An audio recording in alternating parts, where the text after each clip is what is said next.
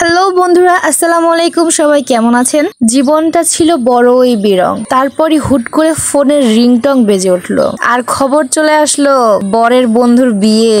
আর তারপরে জীবনে না হলেও মনের ভিতরে কিন্তু একটু রং চলে আসলো। আর আপনারাই বলেন, কার না বিয়ের দাওয়াত খেতে ভালো লাগে? হ্যাঁ, বিয়ে মানেই মজা, নাচ গান আনন্দ হই হুল্লোড় আরো কত কি। কিন্তু আমাদের সেই মজাটা ঠিক কার্যকরী হয়নি, কারণ এত পরিমাণের গরমের মধ্যে আমাদের হাল বেহাল। কিন্তু গরমকে সাইডে রেখে সন্ধ্যাবেলায় চলে আসলাম বরের বন্ধুর বাসাতে। আর অনেক রাত পর্যন্তই থেকেছিলাম তার গায়ে হলুদের অনুষ্ঠানে। গায়ে হলুদের অনুষ্ঠানটা কিন্তু অনেক মজাদার ছিল আর অনেক মজা করেছি আমরা সবাই মিলে। এই তো বরকে খাওয়ানোর সময় অনেক মজা করেছি। এত মজার মধ্যেও বারবার আমার চিন্তা হচ্ছিল, কারণ আজকে আরিয়ানকে বাসাতে রেখে এসেছিলাম। সে সন্ধ্যাবেলাতে ঘুমিয়ে গেছিল, তাই তাকে রেখে চলে এসেছি। তো আজকে যার বিয়েতে এত সেজে গুজে চলে এসেছি সে ছিল আমার জামাইয়ের বন্ধু, মানে বলতে গেলে আমার বড় ভাসুর আর কি। গায়ে হলুদের অনুষ্ঠান হবে আর বর হোক বা কোণে, তার পাশে বসে আমিও ক্ষীর খাবো না তাই কখনো হয়? আর তাই আজকে আর সুযোগ ছাড়িনি, বরের পাশে বসে পড়েছি। এক পাশে আমি আর আরেক পাশে ছিল আমাদের আর একটা ভাবি, মানে আমার বরের আরো একটা বন্ধুর বউ। তো তারপরে আমরা দুইজন কিন্তু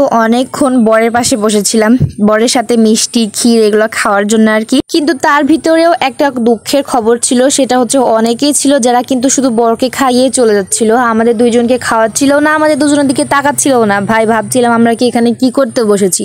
এত কিছুর পরেও গায়ে হলুদের অনুষ্ঠানটা আমরা অনেক এনজয় করেছি আর রাতে আর বেশি দেরি করিনি, কারণ পরের দিন আবার খুব দ্রুতই রেডি সেডি হয়ে আমাদেরকে বউ আনতে যেতে হবে বউয়ের বাসাতে। তো চলে আসলাম বউয়ের বাসাতে একদম রেডি সেডি হয়ে। কিন্তু এখানে আসার পর থেকে আমার আরিয়ানা এখন বলছে আম্মু আমি ঘুম যাব। এইদিকে চলছে বরের এন্ট্রির পর্ব আর এইদিকে আমার আরিয়ানা এখন ঘুমের জন্য জেদ লাগাইছে। আর গরমে আমাদের অবস্থা শেষ, মানে এত ঘেমে আর এত মানুষের ভিতরে, আর তার ভিতরে শাড়ি স্কার্ফের মধ্যে আমার আরিয়ান বলছে এখন ঘুম যাব। পরে অনেকক্ষণ খোঁজাখুঁজি করার পর একটা বাড়িতে গিয়ে একটা ফাঁকা ঘরের ভিতরে আরিয়ানকে ঘুম পাড়ায় আসি। আর এইদিকে চলছে আমাদের বরের এন্ট্রির পর্ব, সবাই মিলে বরকে মিষ্টি জুস খাওয়াচ্ছে। কিন্তু এইদিকে আবার যে কত রকমের জুস ছিল আর কিসের যে জুস ছিল সেটা কিন্তু আর বলা যাবে না। যাক আমরা বাদ দিই, যারা যারা খেয়েছেন তারা জানেন যে কিসের জুস ছিল, সেটা নিয়ে আমরা চিন্তা না করাই ভালো। এত সুন্দর বিয়ের আয়োজন করা হয়েছে, এত কিছু বরকে খাওয়ানো হচ্ছে, কিন্তু এগুলোর ভিতরে কি কারোর মন ধরাধরি হবে না? তাই কখনো হয়? কোন পক্ষেদের কিন্তু